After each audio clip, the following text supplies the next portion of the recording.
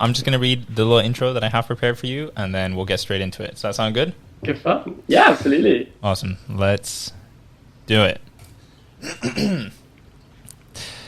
What is up, guys? Nasir here, and welcome to the KharmaKast, a podcast where I just kick back, chill out, and have a relaxed conversation with creators I admire. Today we're joined by Jack Ben Edwards, a Durham University graduate and YouTube's self-proclaimed resident librarian. He's read more books in the last year than I'll probably get through in my entire life, and he's got a super bubbly personality, sassy commentary, and I'm hooked. Jack, welcome to the KharmaKast. Thank you for having me. That was very zen. I feel very relaxed and cool now. Oh, that's perfect. That's the exact vibe that I'm going for. I want to ease you in. How's it going, Jack? Yeah, good. Someone recently commented on one of my videos saying that they forgot my name, and so they searched into YouTube sassy British guy talking about books, and my channel was the first one that came up. So I think that was a very apt description. I think sassy is like a perfect word to describe you and your commentary and your channel. Oh gosh. Yeah, I mean, Jack, thanks for coming on. Thanks for making the time. We recently met at a dinner, and I really enjoyed that time with you. So I thought, let's bring you on. I want to learn more about you and get into talking about all kinds of different things. Yeah. So for the few people listening who don't know who you are, haven't heard of your channel before, can you give us a little bit of a breakdown as to who you are?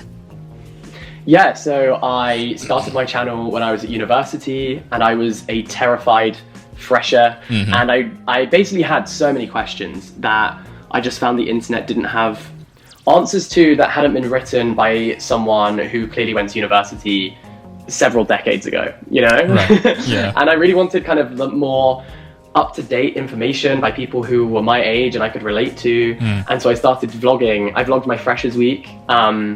I was trying to subtly film things, like to get the clips and the B-roll without looking like a complete freak, because you're trying to make friends, and I was like, I don't want to be that guy who was like filming everyone in the club. Yep. But I always find that I prefer YouTube videos that show me rather than just tell me. No, absolutely. And so I was really trying to get the shot. But yeah, and that video was the first one that sort of started to get a bit of an audience, and so I vlogged my time at Durham University from Freshers Week until my final day, which, who would have guessed that would have been peak pandemic. My university experience just ended on a random Tuesday in March, which was quite unexpected.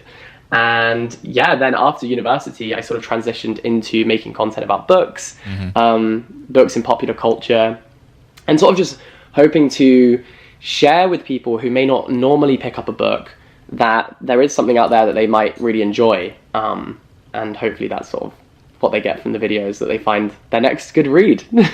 Definitely. I mean, it's channels like yours that sort of reminded me how much value I can get out of books, and more specifically from fiction books, because I'm traditionally a non-fiction only for whatever reason. I decided this 10 years ago, and now I'm a non-fiction only reader. But every now and again, I'll get really adventurous and I'll break out into a fiction book, and it's been a pleasant surprise every time. Like, I've never regretted the decision. So yeah, you're doing a good job for sure as being YouTube's resident librarian. I think we're so lucky, to have so much beautiful art in this world, and to know that so many people have put their thoughts and feelings and experiences onto a page that we can just go to a local shop and read. To be able to read the experiences of someone who grew up in a cult, or someone who lived in a completely different country that I've never been to and may never get the opportunity to go to. To be able to read their words is such a privilege. Absolutely. And what I love about reading is that it's a goal that you can never conquer. You can never read every book. There will always be, I think there's something like 300 films are released every year, and 188,000 books are published every year. So if you thought you could never watch every film, you can never ever read every book. You couldn't even read every book that had been published so far this year. And most books take way longer to read than any movie takes to watch. Yeah. Like, your shortest book is probably an hour long. Yeah, so you spend so much time with an author, and I think that's a really valuable experience. So I could talk about how much I love reading all day, but I hear you talking about books the same way people standing in an art gallery would talk about their experience looking at a piece of art on the wall. Yeah, I feel like you really have that intimate connection with the author and with the reader. I see it a lot more as just like a form of entertainment, like something that's coming at me. But in fact, you know, as opposed to watching videos on YouTube or movies, reading for me is a much more active experience. I have to think about it a lot more. I have to work a lot harder to derive the same amount of entertainment instead of just passively sitting back and having the movie come at me. You know, I have to read it myself, I have to digest it, understand it, and then think about what it means. Yeah, I think there's that, you know, classic snobby line of like, oh, I read the book and the book was better than the film, you know, movie adaptation. Yeah. But I think it's such a different experience because when it's just you alone with words on a piece of paper, there's this communication that happens between you and an author where they equip you with the tools to imagine a scenario.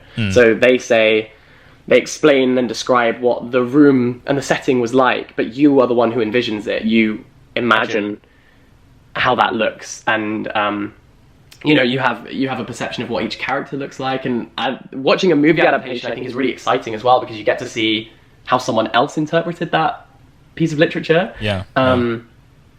So yeah, I think there's value in both, but it's a different experience for sure.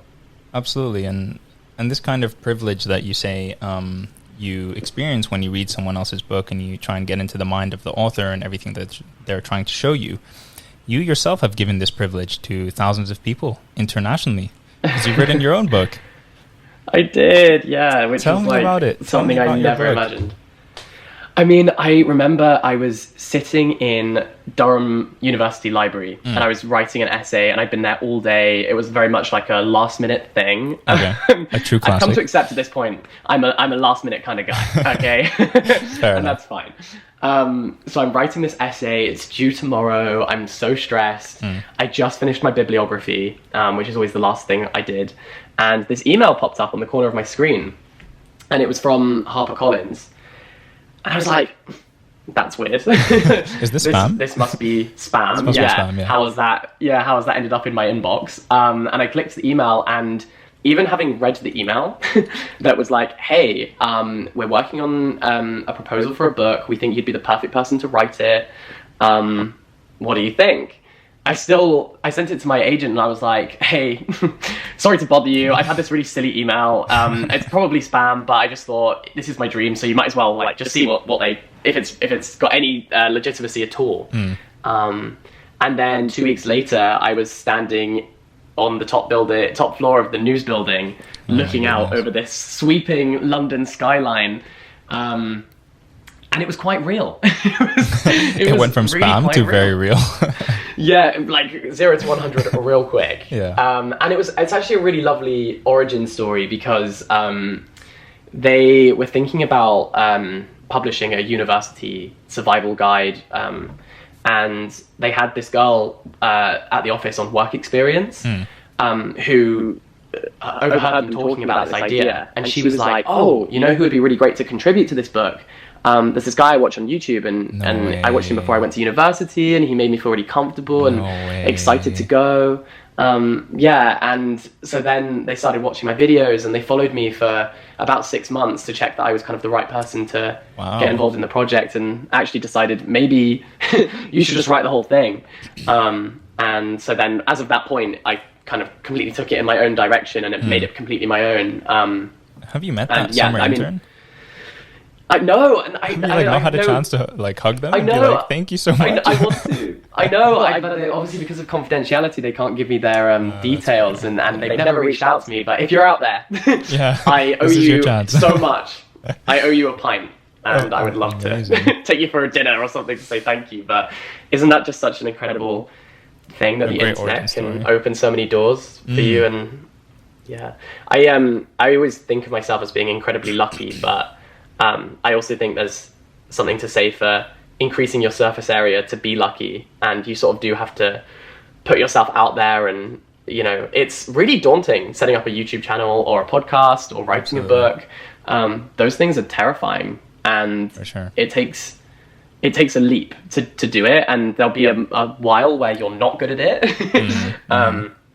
But you just never know where it could take you, and I think that yeah, starting to take steps in the direction of where you want to be and who you want to be is the best thing. You know, I think I've read a lot about manifestation recently, and I don't know if I buy it 100% in the sense that you can just manifest anything and it will come true. But I think if you constantly have your goals in mind, then you'll always be working towards them. And I think that's where it's important to me. I think that if you always have the things you want to achieve in the forefront of your brain, then naturally you start taking the necessary steps to getting there. So and like if anyone out there is considering, start that channel, write that book, you know, give it a go.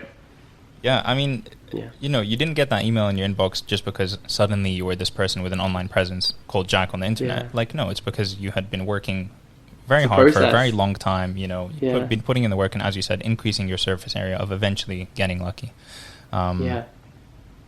And a comment you just made about it's wonderful how many doors YouTube can open for you and how many people you can meet. The other day I met with an American YouTuber from Philadelphia. His name is Zach Hiley, and he just nice little voice crack there. He just happened to be in London for like the weekend, so I messaged him and I was like, hey, let's hang out. And we did. We spent like half the day together and had such a good time, and that would just never happen, you know, had we not known each other through this like weird YouTube internet space of making videos. I know. Back to your book for a second.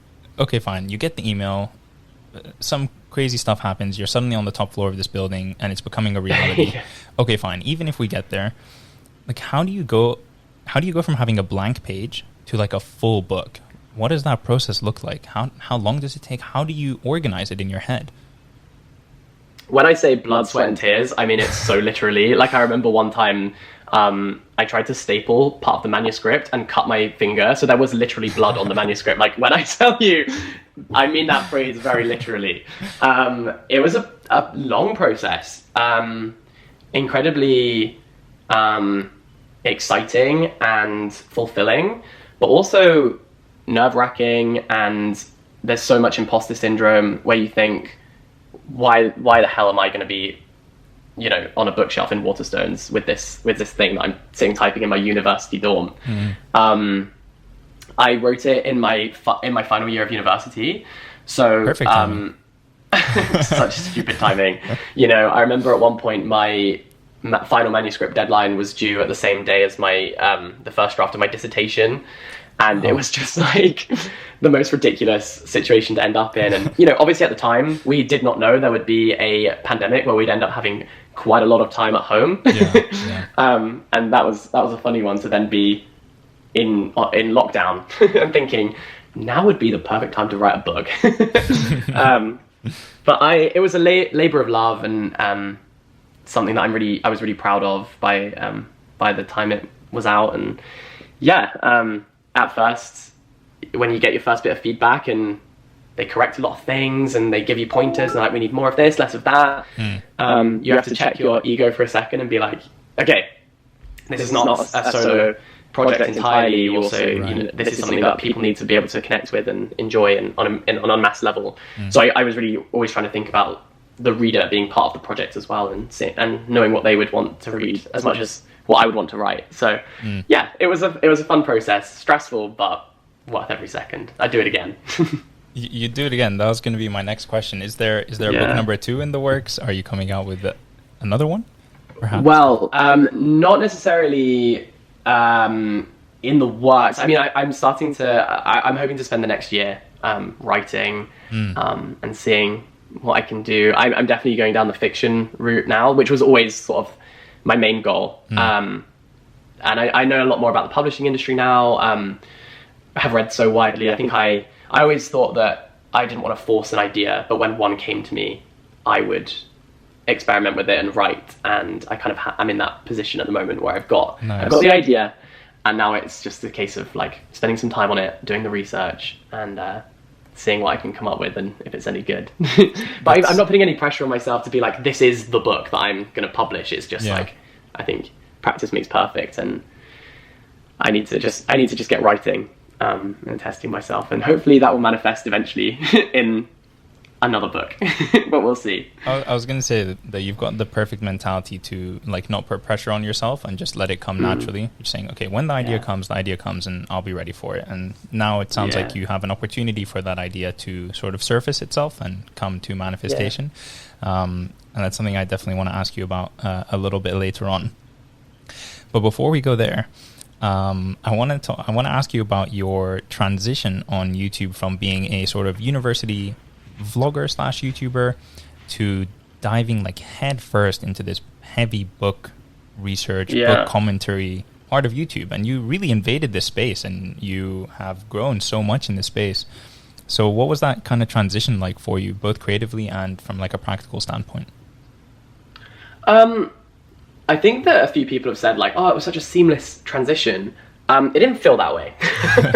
Like at first, it did not feel that way at all. I think I went through this really weird phase in my life, first and foremost, where being a recent graduate is a really weird position to be in.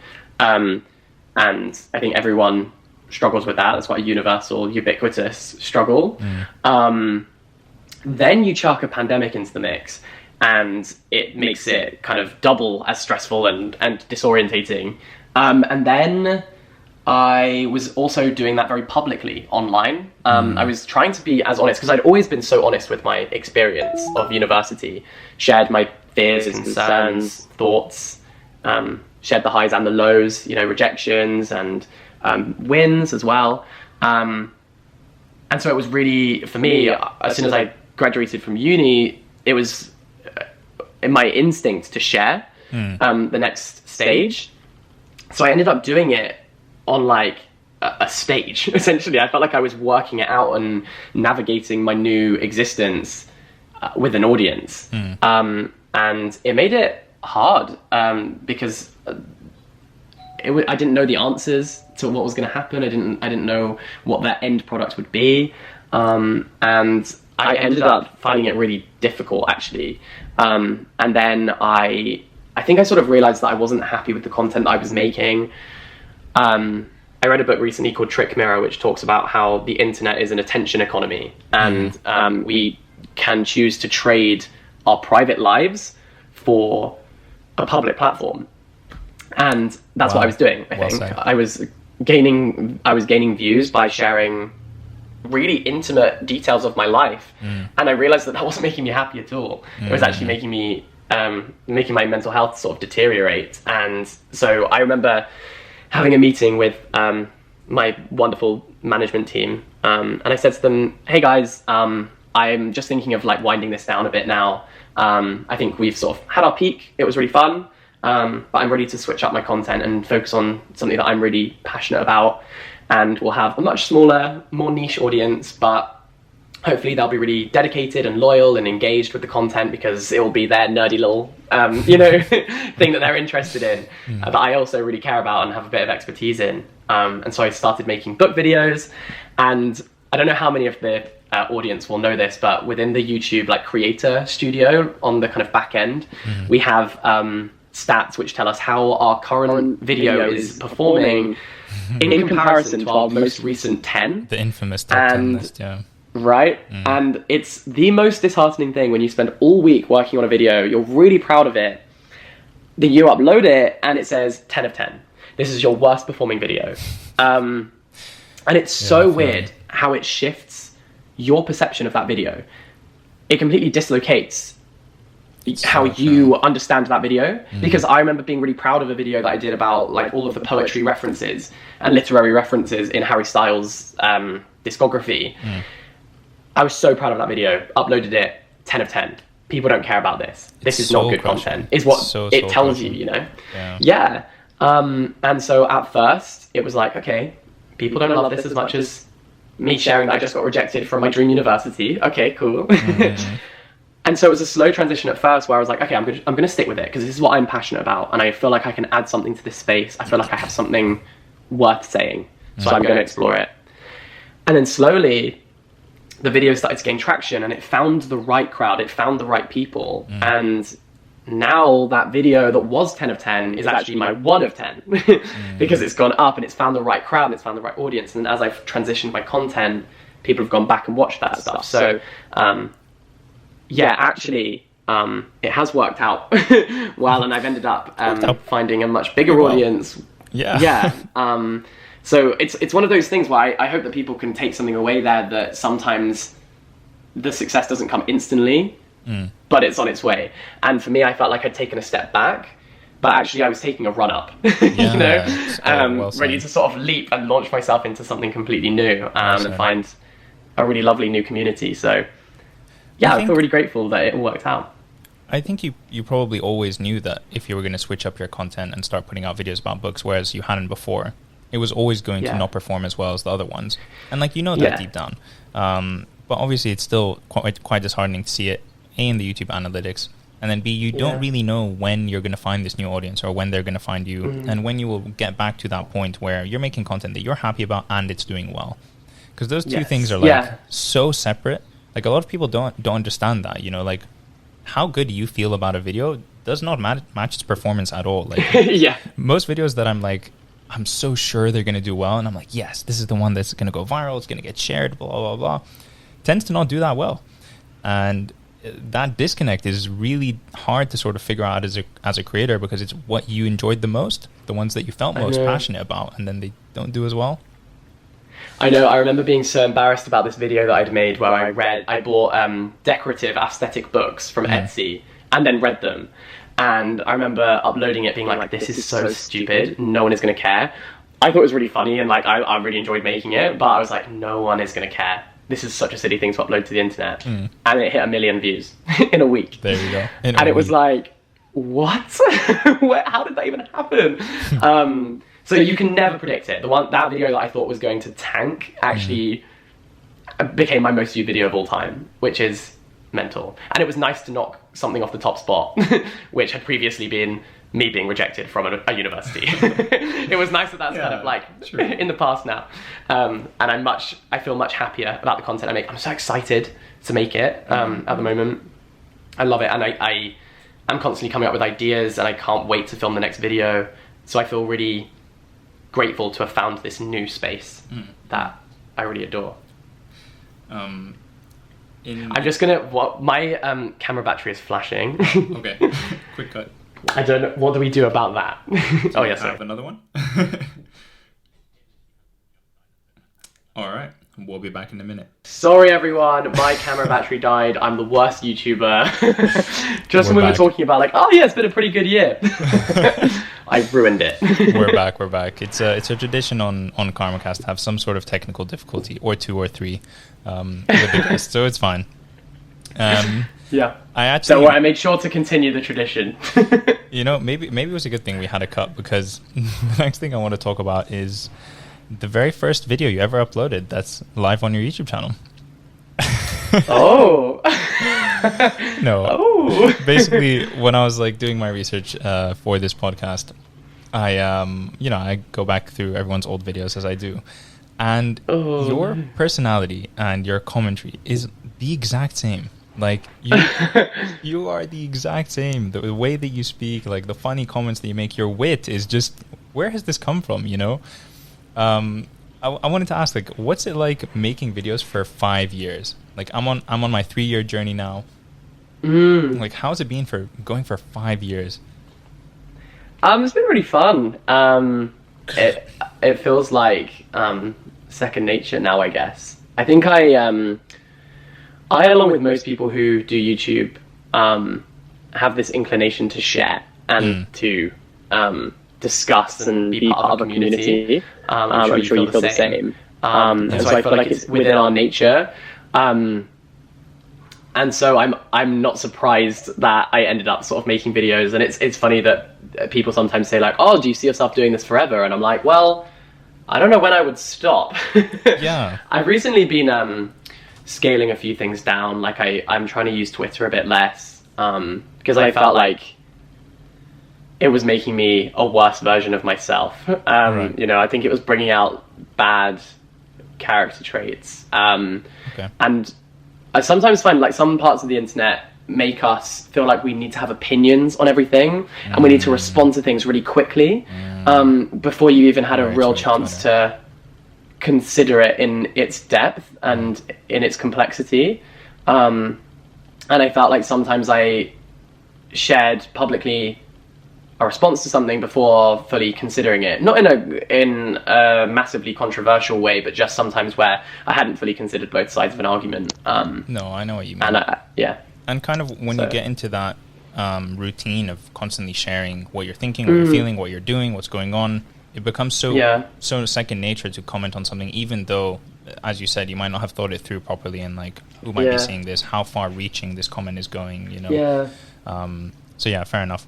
It's also very natural to be defensive, and when someone says, I don't agree with what you're saying, you then feel like you have to stick with your opinion and you have to like defend it, whereas actually sometimes it's useful to take a step back and be like, I should really consider your alternative perspective and whether it's actually more valid or could improve my own understanding of this topic. So yeah, I think even things like Instagram, I've tried to be a bit more like in the moment and try to share things once I'm back home. Like if I want to take videos or pictures while I'm out, I'll film them and take the picture and save it, and then I'll think about, do I want to post this later on? Good idea. And I'll upload it later on. So my posts go up at like the most random times, you know. I'll post something where I'm like, you know, out for dinner, and I post it at 9 a.m. the next morning, and people are like, why are you having a pizza at 9 a.m.? You know? I see.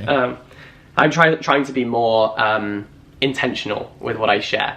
That makes perfect sense, honestly, and it's the right way to go.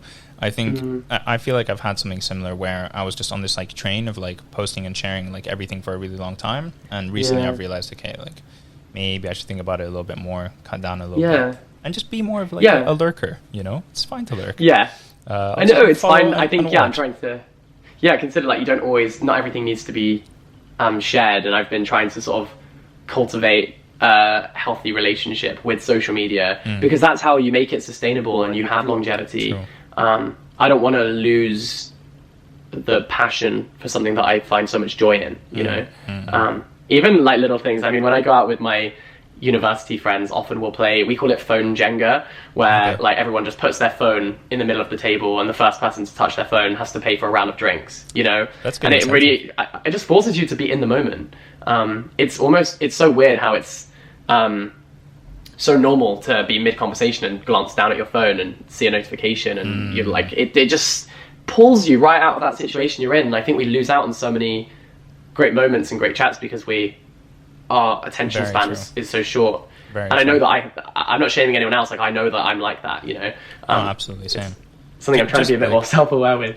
Just during this podcast, I got like 2 email notifications on the side of my screen, and like without even like, obviously I don't want to look at the notification. I'm like in the middle of a podcast, but like I glanced over at it and I was like, no, like, I need to quit this application. I've forgotten it before. But yeah, it's what you said. It's so natural to just glance away and like think about something else for even a second or two and then come back. Yeah. Okay, Jack, before we like move past your YouTube videos and stuff, I have a couple more questions.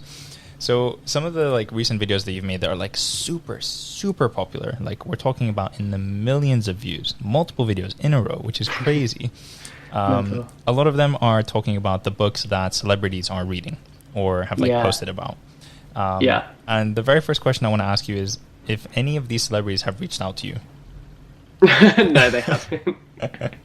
I've been spamming Dua Lipa. I feel like I've tagged Dua Lipa in my story about like 25 times, but you should send her like a funny DM. I love those TikToks where people just send a DM to like a celebrity, like, hey, like just thinking about you, blah blah blah. Yeah, it's good. Okay, fine. In that case, my follow-up question is, how do you choose which celebrity you want to make your next video about? Like, where does the inspiration come from? Yeah, I think that I didn't realize until someone pointed out to me how kind of what a pulse I have on like pop culture. Pop culture has always fascinated me. I am so intrigued by that world. And I love memes. I love the jokes. I love how things spiral from a moment to becoming an internationally recognized phenomenon, you know. I think it's really fun, and so that's why I love the internet, and because it can be so far-reaching. And so then when it comes to the celebrities that I cover, I like to think about people who, you know, I can add some commentary about, make some jokes, like people who everyone will know. And for me, it started off with people like Harry Styles and BTS and Taylor Swift, because they have such large fan bases. And I love the fact that someone who is a massive BTS fan, as we all should be, by the way, someone who's a massive BTS fan could click on that video and be like, oh, Namjoon recommended this book, and it could tell me a bit more about his influences and his music. Therefore, I'm going to read it. And I love that someone who, may not have read a book for the last decade or 5 years or year might pick up that book, and it could unlock a whole new genre or habit for them. So I think it's a really fun thing to get to do. And I also love putting myself out of my comfort zone. And I did an English literature degree. It's a bit of a running joke on my channel that I mention it every 5 seconds. It probably helped, in some way, shape or form. Yeah, and one of my favorite things about that degree was that each week I would be given a reading list of the most, diverse stuff that I would never have picked up otherwise. And after finishing my degree, I really missed that. And doing these videos, these like challenge style videos, have meant that I just get to keep discovering things and unlocking new things. It's like unlocking a new level each time you read something else. So I really love it. It's something that I'm genuinely really excited about. Do you have a favorite genre?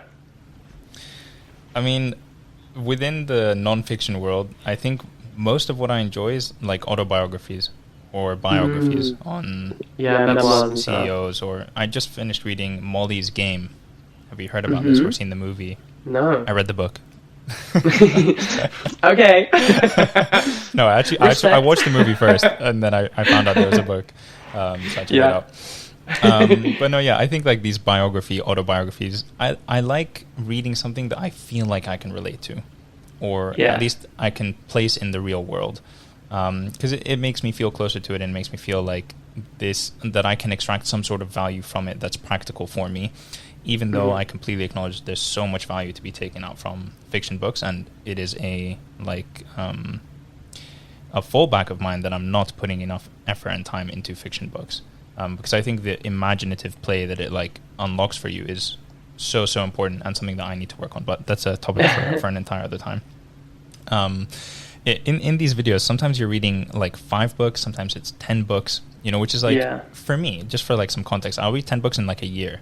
Or I'll listen to 10 books in a year on like 1.5 or 2 times speed. So I want to ask, like, how much do you actually absorb when you're reading all these books? A lot, I think, because I have the pressure of like I need to come up with an opinion, and I need to be able to explain this in the video. So I like make notes as I go.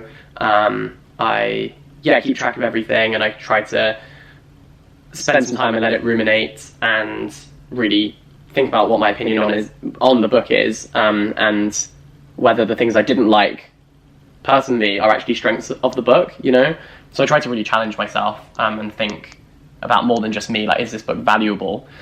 I think it's one thing that I think is so hard to try to negotiate, is that no matter what sort of content you make, there is always a level where it can become problematic, in the sense of like, I'm sure you've spoken about this before, but about productivity YouTube, people will then label toxic productivity, and it's the same where like I am so aware that in doing what I do, I could end up promoting binge reading, or like I don't want to ever feel like someone should be ashamed for only reading like 5 books a year, because that's still, you still read 5 whole books, and if I didn't make this content, I don't think I would read like anywhere near as many books as I do.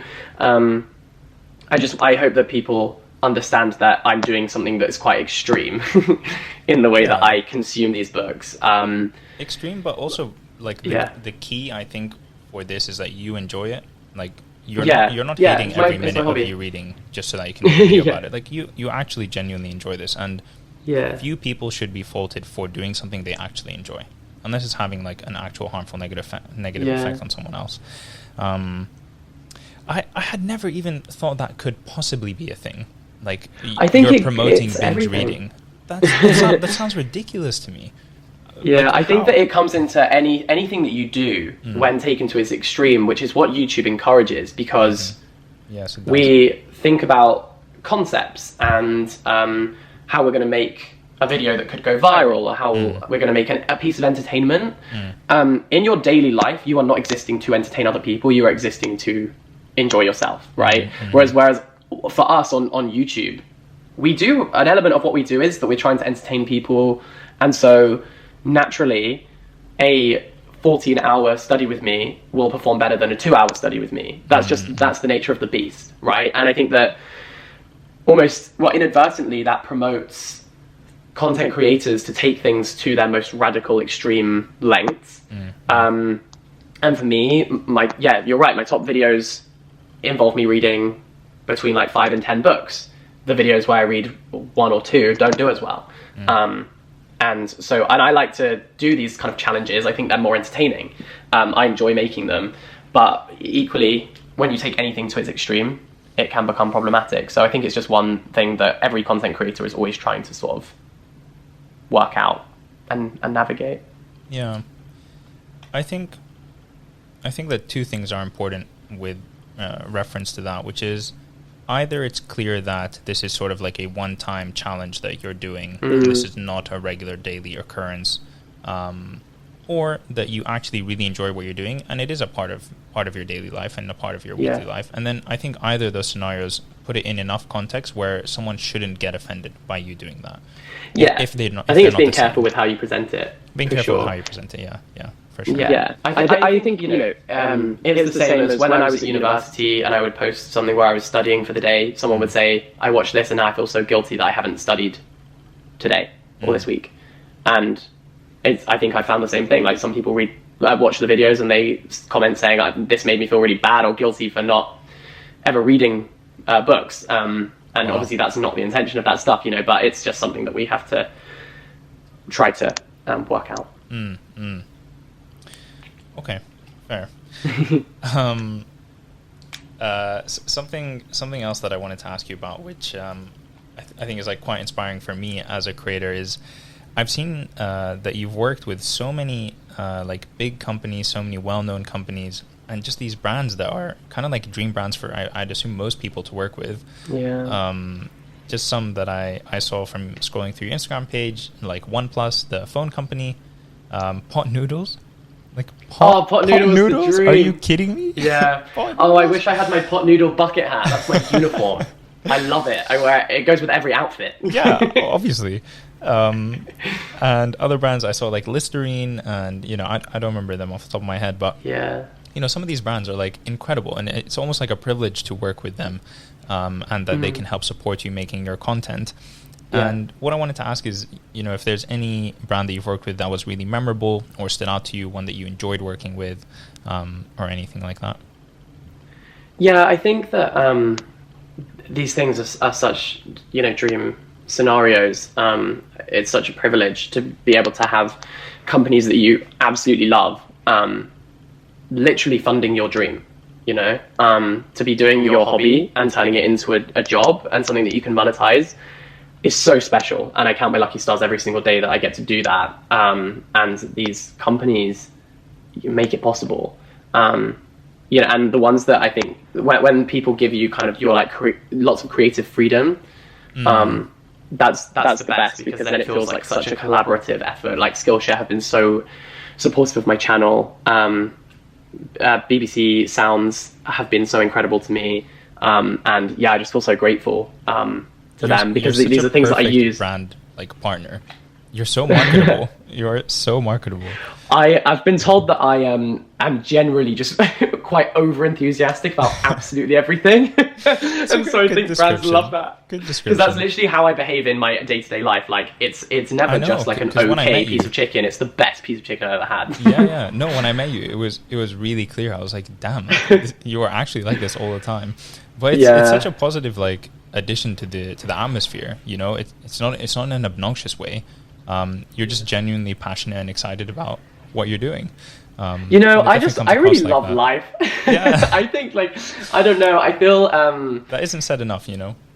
Yeah, I feel so happy to be surrounded by brilliant, interesting people, and getting to do, phenomenal, fantastic things. So I feel like you've got to be so in the moment, and I always try to stop and be like, this is so cool. Little 14-year-old Jack would have been absolutely buzzing his tits off to be sitting right here with these people. And so I just try to give my everything to everything I do. I think that's what I'm going to take away from this podcast with you, to just like stop and think for a second, like, holy shit, this is so cool. I'm so privileged to be here. I'm really enjoying this.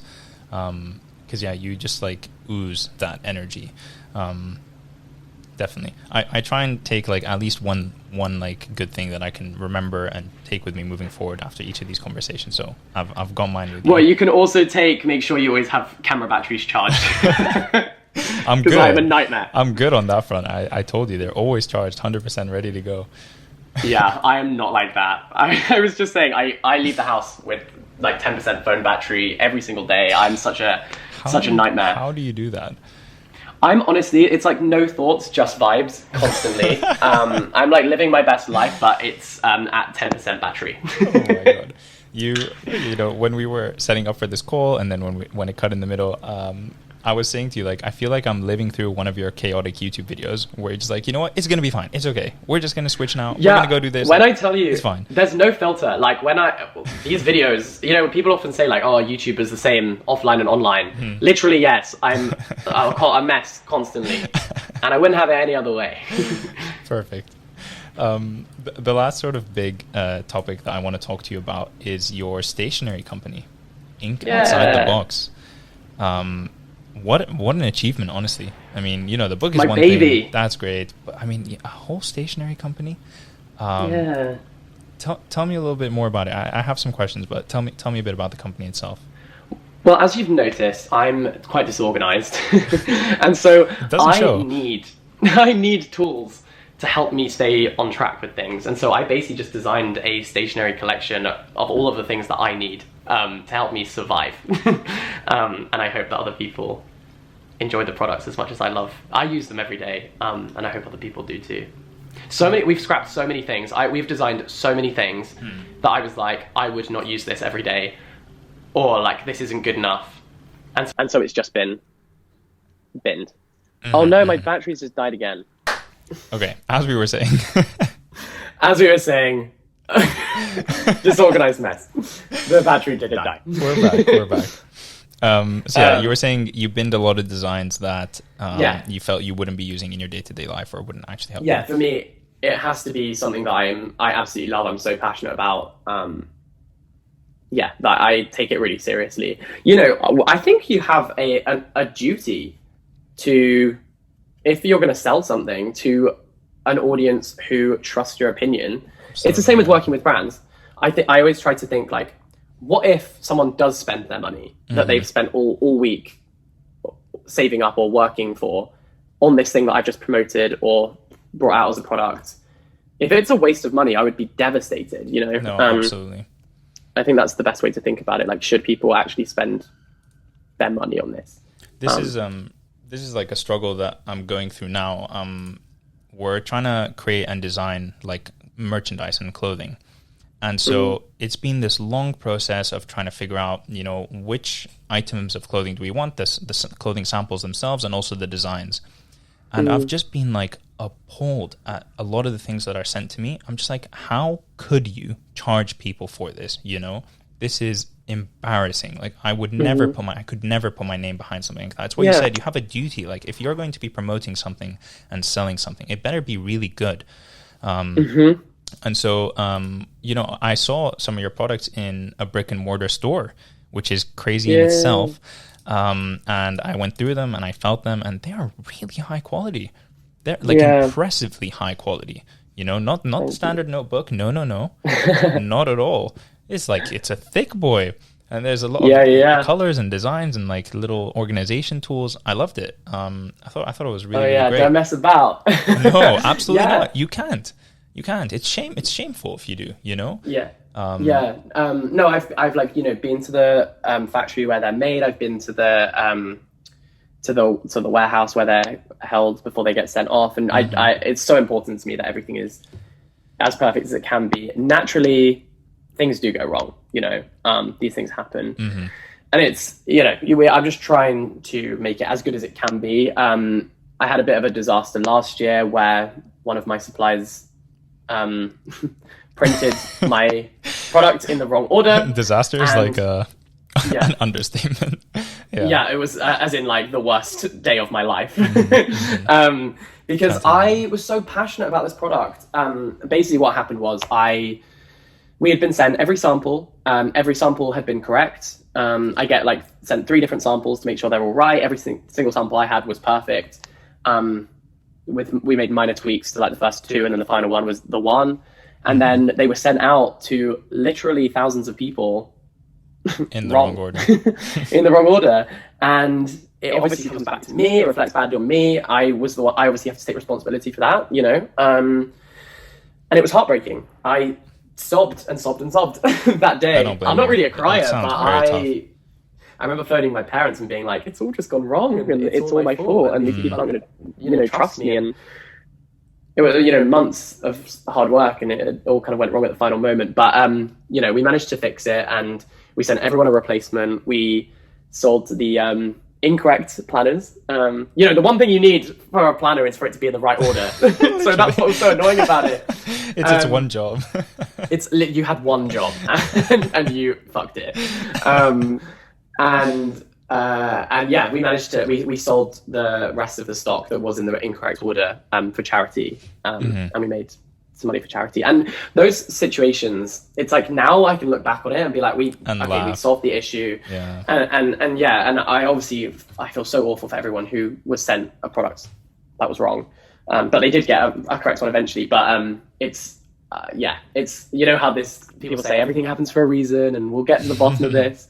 And in that moment I was like, what is the reason? And, there's no silver lining here.